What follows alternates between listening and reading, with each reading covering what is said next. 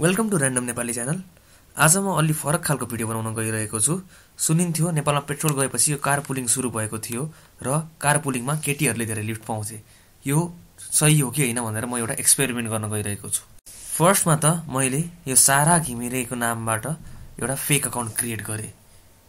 त्यो अकाउन्टमा मैले मेरो एउटा राम्री देखिने साथीको फोटो प्रयोग गरेँ र कारपुल काठमाडौँमा गएर नयाँ बानेश्वरबाट पुल्चोक जाने एउटा रिक्वेस्ट पोस्ट गरेँ। त्यसपछि मैले मेरो रियल आफ्नै अकाउन्टबाट लगइन गरेँ अनि त्यसपछि कारपुल काठमाडौँमा गएर त्यही नयाँ बानेश्वरबाट पुल्चोक जानको लागि एउटा रिक्वेस्ट पोस्ट गरेँ।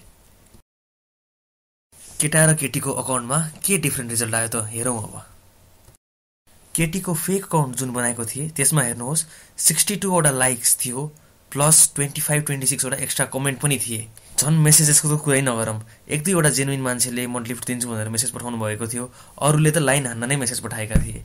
अनि झन् फ्रेन्ड रिक्वेस्ट त 2 घण्टाभित्र 21 वटा फ्रेन्ड रिक्वेस्ट आएको थियो यो अकाउन्टमा। केटाको अकाउन्टमा भने 2 वटा लाइक्स र 2 वटा कमेन्ट्स, त्यो नि दुवै मेरो साथीहरूबाट। धन्यवाद ती 2 मित्रहरूलाई।